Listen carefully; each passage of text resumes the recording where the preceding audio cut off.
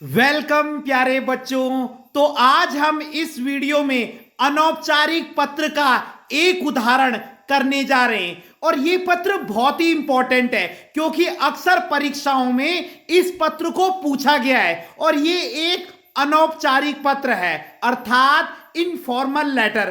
तो प्रश्न है, जन्मदिन की बधाई देते हुए अपने मित्र को पत्र लिखिए। ठीक है, तो आप अपने मित्र को जन्मदिन की बधाई दे रहे हैं तो उसके लिए आपने एक पत्र लिखना है। प्रश्न समझ गए? अब आपको पता है कि जो भी पत्र अपने मित्रों को, अपने रिश्तेदारों को, अपने सगे संबंधियों को लिखे जाते हैं वो अनौपचारिक पत्र होते हैं। ठीक है, इनफॉर्मल लेटर कौन से होते हैं? जो लेटर हम अपने मित्र को लिखते हैं, अपने रिश्तेदारों को लिखते हैं, अपने परिवार वालों को लिखते हैं, अपने सगे संबंधियों को लिखते हैं, वो सब अनौपचारिक पत्र होते हैं। तो ये पत्र हम किसको लिख रहे हैं? अपने मित्र को। और किस चीज के लिए लिख रहे हैं? उसको जो है जन्मदिन की बधाई दे रहे हैं। तो आप कैसे लिखेंगे देखिए। सबसे पहले हम अपना एड्रेस लिखते हैं। अब मैंने यहां पर लिखा है परीक्षा भवन। अब आप बोलेंगे सर आपने किसी जगह का नाम क्यों नहीं लिखा? तो आप इस पत्र को कहां बैठकर लिख रहे हैं? आप इस पत्र को परीक्षा भवन के अंदर बैठकर लिख रहे हैं। यानी जिस समय आप ये पत्र लिख रहे होंगे आप एज अ स्टूडेंट लिख रहे होंगे तो आपका एड्रेस क्या हो गया? परीक्षा भवन यानी एग्जाम हॉल। क्लियर हो गया? तो आपने परीक्षा भवन लिखना है और उसके आगे पूर्ण विराम लगा देना है। मतलब हमारा एड्रेस यहां पर कंप्लीट हो गया। पहली चीज समझ में आ गई। सबसे पहले हम अपना एड्रेस लिखते हैं। तो मैंने एड्रेस की जगह पर क्या लिखा है? परीक्षा भवन। क्यों लिखा है? क्योंकि जिस समय मैं इस पत्र को लिख रहा हूंगा या जिस समय आप इस पत्र को लिख रहे होंगे आप उस समय एग्जाम हॉल में बैठे होंगे, इसलिए आप परीक्षा भवन भी लिख सकते हैं। आपके नंबर बिल्कुल नहीं कटेंगे। क्लियर हो गया? उसके बाद एक लाइन लीव करनी है। जब आप परीक्षा भवन लिखेंगे उसके बाद आप एक लाइन लीव करेंगे और उसके बाद आप दिनांक लिख देंगे। मैंने इस पत्र को आज लिखा है इसलिए मैंने आज की दिनांक डाली है 5/10/2023। क्लियर हो गया? फिर आप एक और लाइन छोड़ेंगे। यहां पर देखिए दो चीज क्लियर हो गई। सबसे पहले परीक्षा भवन लिखना है, पूर्ण विराम लगा देना है। उसके बाद एक लाइन छोड़ के दिनांक लिखना है, फिर एक लाइन छोड़नी है। अब देखिए, अब हम पत्र किसके लिए लिख रहे हैं? पत्र था अपने मित्र के लिए, तो हम लिखेंगे प्रिय मित्र राम। नाम आप कुछ भी लिख सकते हैं, प्रिय मित्र राम, और यहां पे कॉमा लगा दीजिएगा। उसके नीचे लिखना सस्नेह प्रेम। मित्र है इसलिए हम लिखेंगे सस्नेह प्रेम।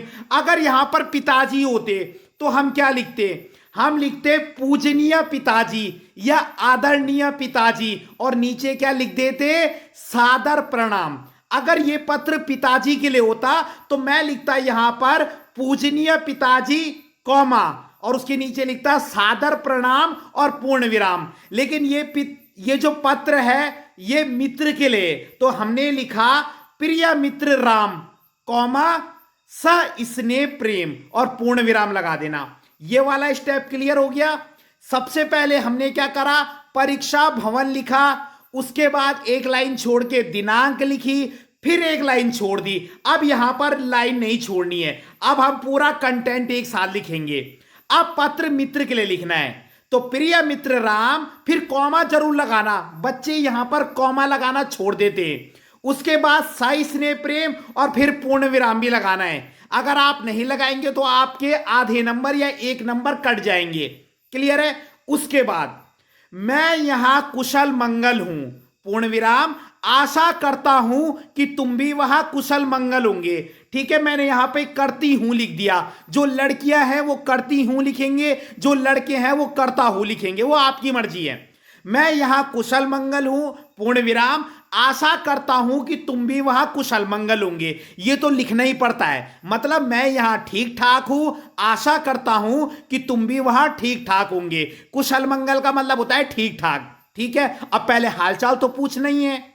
उसके बाद आज से 4 दिन बाद तुम्हारा जन्मदिन है। अब हम कंटेंट पर आएंगे। आज से 4 दिन बाद तुम्हारा जन्मदिन है, पूर्ण विराम। मैं तुम्हारे जन्मदिन में आना चाहता हूं, लेकिन माताजी की तबीयत खराब होने के कारण घर की सारी जिम्मेदारी मुझ पर आ गई है। कितना आसान है।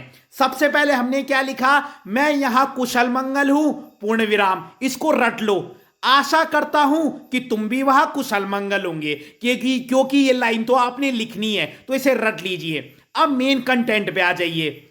आज से 4 दिन बाद तुम्हारा जन्मदिन है। मैं तुम्हारे जन्मदिन में आना चाहता हूं, लेकिन माताजी की तबीयत खराब होने के कारण घर की सारी जिम्मेदारी मुझ पे आ गई है। आप कुछ भी रीजन दे सकते हैं, ठीक है, कि मेरी परीक्षा नजदीक है, इसलिए मैं तुम्हारे जन्मदिन में आने में असमर्थ हूं।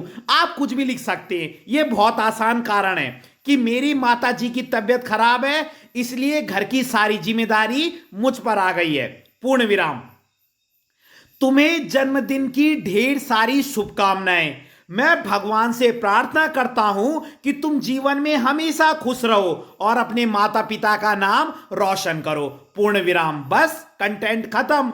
और फिर एक लाइन छोड़ देना और लिखना तुम्हारा मित्र, और नीचे जो आपको नाम दिया होगा प्रश्न में, क्योंकि अब जो हिंदी में पत्र आ रहे हैं उसमें तुम्हारा नाम दिया होगा, तो तुम वही नाम लिखोगे जो क्वेश्चन में लिखा होगा, ठीक है। तो यहां पर मैंने सीता लिख दिया।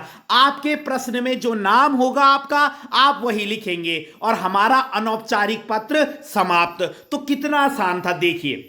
सबसे पहले परीक्षा भवन, पूर्ण विराम, फिर एक लाइन छोड़ के दिनांक, उसके बाद फिर एक लाइन छोड़ के फिर बीच का जो मेन कंटेंट है जो बहुत आसान है, और लास्ट में फिर एक लाइन छोड़ के तुम्हारा मित्र, ठीक है, और नीचे नाम। बस आपका अनौपचारिक पत्र पूरा।